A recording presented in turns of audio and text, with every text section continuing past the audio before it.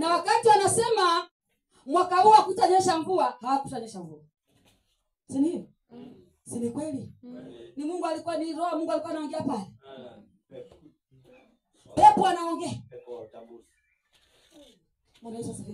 Na hiyo ndio imekula kanisa la Bwana siku ya leo.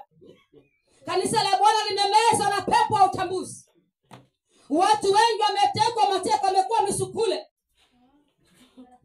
Wameharibika kabisa imani zao kwa sababu ya kuambiwa na manabii. Haleluya. Amen. Ikiwa tunasoma Ufunuo 13 ya kwamba Shetani mwenyewe atapewa uwezo wa kuagiza moto kutoka mbinguni.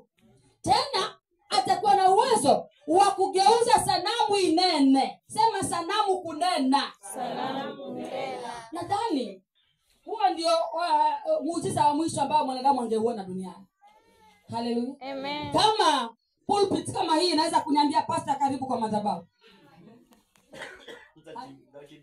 Pulpit kama hii nataka kuja kuhubiri, niambie pastor karibu kwa madhabahu. Kuna muujiza mkubwa kama huo?